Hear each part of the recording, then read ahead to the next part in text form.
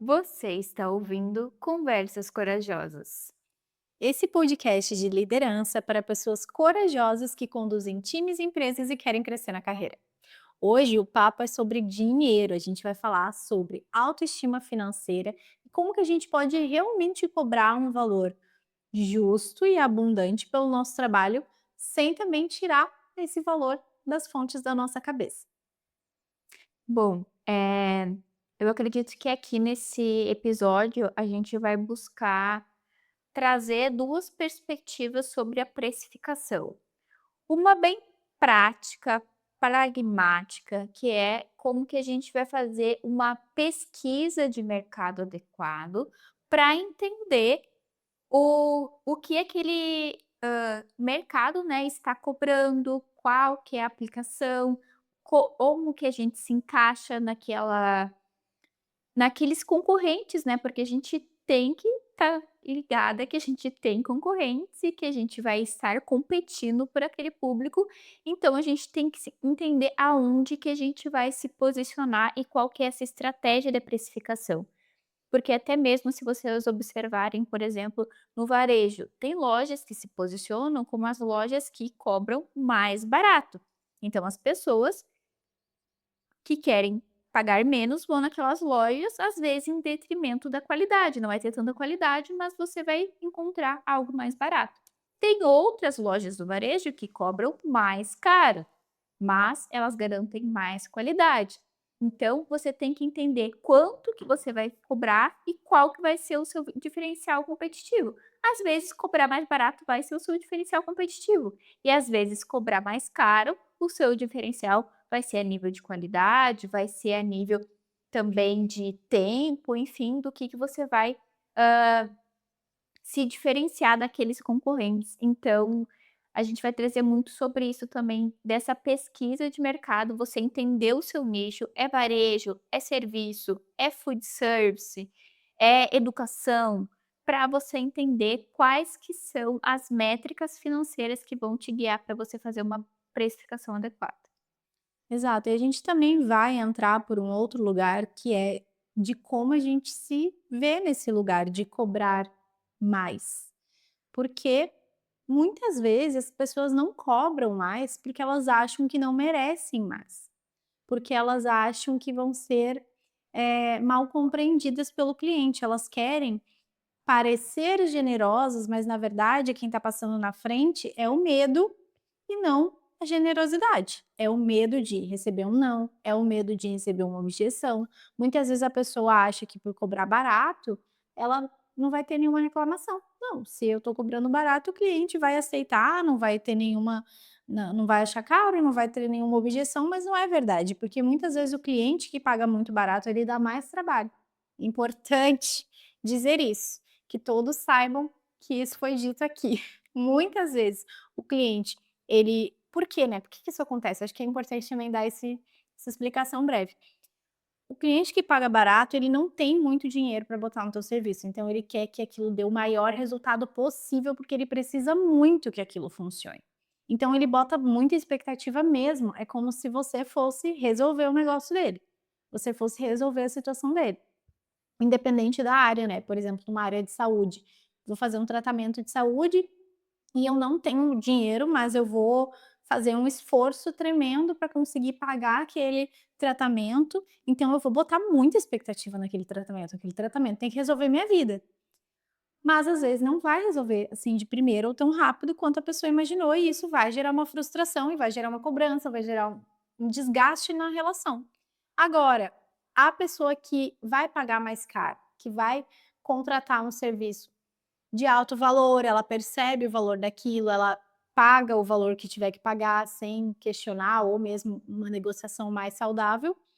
Essa pessoa já tem mais consciência do que vai ser entregue, ela já tem mais poder aquisitivo também para poder fazer esse e outros investimentos, então ela não vai ter uma expectativa fora da realidade, ela vai esperar que tu entregue excelência, mas exatamente naquilo que foi combinado, ela não vai esperar que você salve a vida dela com aquele investimento por conta de experiência e momento de negócio.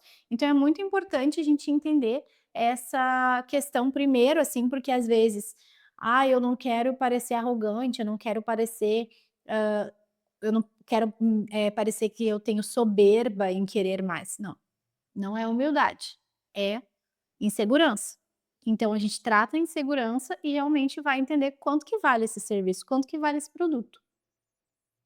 E o caminho que eu sigo muito quando a gente fala de coisas muito pragmáticas, que é que nem a precificação, para auxiliar a guiar esse caminho, é justamente pesquisar e ir para as referências. Então você tem que entender qual que é o seu cohort, ou seja, qual que é o mercado que você está inserido. Você está vendendo alimentos? Você então está no food service, e aí você vai pesquisar as referências sobre isso. Qual que é a margem de contribuição desse mercado? Qual que é o preço médio cobrado por aquele produto que você vende na sua região, se você está atuando em uma cidade, em um bairro, qual que é esse preço médio? Você entender quais são os custos fixos que você vai ter, que é aqueles custos que independente se você vender 100 bolos e você vender 2 bolos, você vai ter aquele custo igual todo mês. Então, quais que são os seus custos fixos e quais que são os seus custos variados? Aqueles custos que você vai ter só se a venda acontece. Então, muitas vezes, você vai fazer um bolo, o custo que você vai ter com a farinha, com a cobertura, com o recheio e tudo mais, que vai ser quando você tiver aquela encomenda, você vai fazer aquele bolo. Você tem que calcular tudo isso para ter a a clareza de quanto custa para você fazer aquele produto, né, quais os fixos e os variados, analisar o seu mercado e entender qual que é uma margem saudável que você precisa ter. Porque a sua margem, ela não é só uma questão: "Ai, tem que sobrar um pouco para, tipo assim, para ser legal, equilibrado". Você tem que pensar que você tem que construir caixa na sua empresa, porque uma empresa sem caixa é uma empresa extremamente vulnerável, porque qualquer oscilação no mercado, qualquer coisa, até, coisas que estão fora do nosso controle, que possam acontecer ali, que é coisas imprevisíveis, você precisa ter uma reserva para poder manter e sobreviver a sua empresa. Você precisa ter essa margem para investir em crescimento também, né, para expandir, porque a empresa que não cresce, ela está decrescendo, porque tudo fica mais caro, tudo a gente precisa estar em crescimento para ser uma empresa menos vulnerável. Então tudo isso tem que ser colocado no cálculo. E aí quando você faz todo esse cálculo, você vai chegar num número. E aí, a partir desse número, se você tem dificuldade aí de cobrar aquele valor, você vai ter mais esse argumento de: "Se eu não cobrar isso, a minha empresa não vai ter saúde, ela não vai ter perpetuidade, porque uma hora vai dar problema, uma hora a conta não vai fechar". Então tem que fazer esse cálculo para você encontrar a precificação adequada, levando todos esses pontos em consideração, e a partir disso, se você tem dificuldade, enfim, aí você pode trabalhar uma questão de autoconfiança, todos esses pontos para você ter essa coragem ali de cobrar, o preço que vale, o quanto vale, e também saber o seu diferencial, porque aí você também vai ter essa consciência de, por exemplo, o meu bolo, ele custa mais caro que o da minha principal concorrente, mas o que que eu tenho de diferencial? Eu uso esses tipos de ingrediente, eu entrego uma decoração diferente, eu entrego sabores, né, únicos, e aí isso vai justificando você ter uma precificação a mais. Perfeito. Inclusive, a gente falando um pouquinho mais de margem de lucro, dependendo da do seu negócio, vai variar, né, uma margem um pouco menor, uma margem um pouco maior, mas, o que que eu gosto de fazer? Eu gosto de ter uma visão de quanto que custa para mim entregar o serviço e quanto que eu preciso que fique na empresa. Que eu não vá pagar ninguém, que eu não vá me pagar, que eu não vou pagar nenhuma conta, que vai realmente manter como caixa, investimento, crescimento da empresa, como, tu acabou de falar. E, dentro dessa margem, eu coloco, com cores também para me sinalizar, por exemplo, o verde, o azul, ali a partir dali já está saudável. Vermelho, não posso cobrar aquilo de jeito nenhum, porque senão aquilo eu tô me autossabotando, eu tô acabando com a minha empresa sem nem perceber. Eu tô pagando para trabalhar. Eu coloco essa coisa dentro de mim, justamente para não flexibilizar, não negociar comigo em primeiro lugar, porque depois com o cliente é diferente, né. Então a gente começa daí. O que que a gente coloca, assim, como uma margem mínima legal, que é padrão de mercado? Uns 30%, no mínimo. Começa ali. Tem negócio que vai ser um pouco menos, tem mais custos, mas É, tudo esse tem que analisar muito a nível de mercado mesmo. Então, tem nichos que eles têm uma margem menor, então por isso que hoje com as IAs, gente, façam pesquisas. Por isso, exemplo, as margens de contribuição de um mercado, elas são muito pequenas, mas o que que eles ganham? Eles ganham no giro, no volume. na escala. Então tem muita escala e eles têm que girar, por isso que os mercados que mais se sustentam é quando tem uma rede, porque tem que ter esse volume. Serviços, por vezes, a margem é maior, mas aí vão ter outros custos e outros riscos envolvidos. Food service, depende, é um restaurante, né?